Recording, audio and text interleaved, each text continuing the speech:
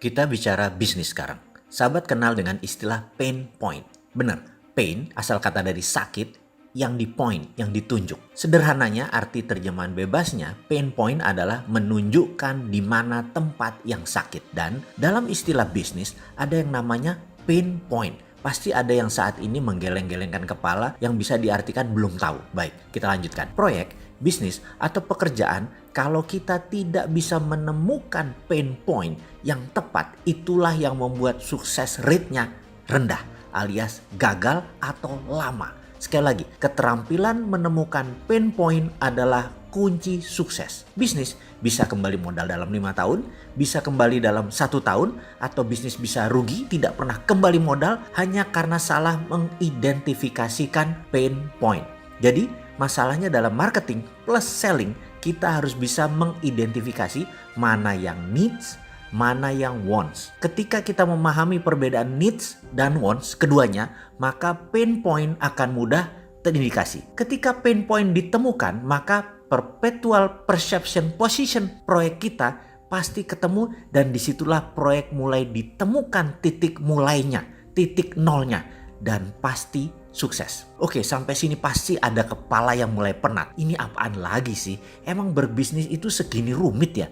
Pantas hanya sedikit yang mau menjalankan. Nah, itu si engkoh-engkoh di pecinan gak belajar beginian, tapi pada jadi juragan kaya-kaya tuh. Pedagang kain orang Padang di Tanah Abang, juragan warteg Bahari Tegal, gak belajar beginian, di kampungnya rumahnya bersusun-susun, tingkat gedong semua kayak di Jakarta. Mobilnya banyak, kaya semua, gak belajar beginian. Ada yang komentar begitu, dalam hati sih kayaknya. Sementara ada yang lain lagi, para mantan pejabat Pemda, mantan bupati, para mantan gubernur, mantan bos BUMN, mantan anggota DPRD, DPR, yang gajinya mungkin belasan juta tapi punya miliaran uang di kantong mereka, dan mereka gak ada tuh yang belajar beginian, tetap aja pada kaya-kaya.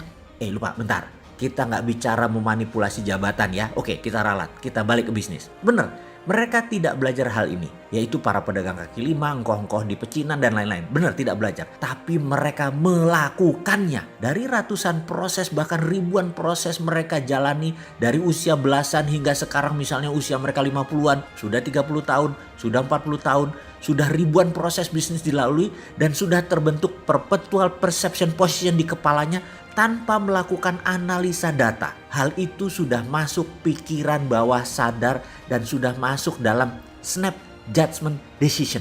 Itu artinya mereka belajar juga, hanya secara tidak sadar dengan melalui perjalanan dan pengalaman hidup mereka. Seseorang dengan insight dalam tanda petik bisnis yang dalam tadi, jika melihat sebuah tempat usaha, dalam sekejap mereka bisa tahu ini akan jadi besar, ini pasti gagal, ini bakalan hanya jalan di tempat. Matanya dengan cepat menemukan titik pain point, otaknya dengan cepat menemukan di sini needs-nya. To make story short, wants atau keinginan itu adanya di pikiran atas sadar atau dikenal dengan istilah conscious mind. Needs atau kebutuhan berada di pikiran bawah sadar atau dikenal dengan sebutan subconscious mind. Kita semua tahu bahwa conscious mind itu memberikan kontribusi hanya 12%.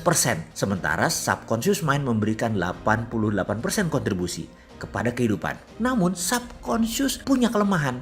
Mereka tidak punya value, tidak punya perception. Jadi Anda harus mengenal apa itu subconscious, karena disinilah kunci sukses Anda. Maaf, data lengkapnya nonton aja di video Sadar Kaya Advance. Kita lanjut ya. Hubungannya dengan marketing plus selling jadinya apa? Keputusan membeli. Sekali lagi, ini huruf kapital nih. Keputusan wants, keinginan, bukan keputusan needs, kebutuhan. Begini contohnya needs, seseorang akan kebutuhannya dengan transportasi. Wants-nya ingin naik Mercy. Sekali lagi, needs tidak bisa diubah, wants bisa diubah. Jadi kebutuhannya akan transportasi tidak bisa diubah, tapi keinginannya naik Mercy bisa kita ubah. Gitu ya, harus diingat ya. Subconscious sulit diubah, conscious ikut angin. Selling itu conscious mind, marketing itu subconscious mind. Nah, mulai pening kan sekarang? Baik, sampai di sini pasti mulai nyambung dengan apa yang saya maksud di awal diskusi ini, yaitu pentingnya menemukan pain point, pentingnya mengidentifikasikan needs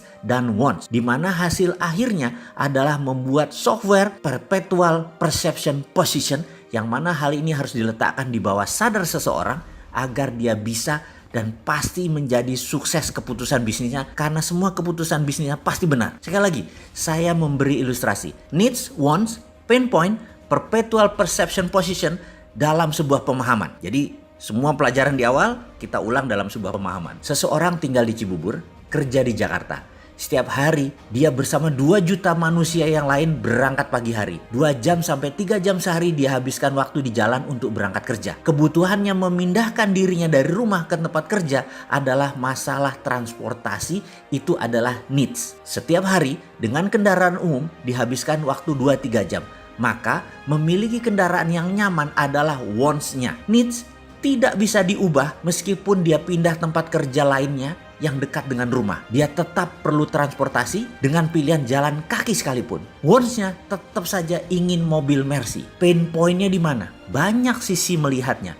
Ada puluhan pain point-nya. Dapat satu saja Anda jadi milioner. Salah satu pain point, lihat saja Gojek, lihat saja Uber, lihat saja Grab. Ada lagi yang lain? Ya pasti ada. Sekali lagi saya tanya, pain point-nya mana? Satu sudah dilihat oleh Gojek dan Grab. Pasti Anda sudah mulai tangkap. Sekarang pasti Anda sudah mendapatkan aha momennya. Apa masih belum? Ada banyak contoh loh. Ada puluhan pain point-nya. Apa masih perlu penjelasan? Apa itu perpetual perception position? Ini belajar bisnis apa belajar psikologi ya? Kita lanjut.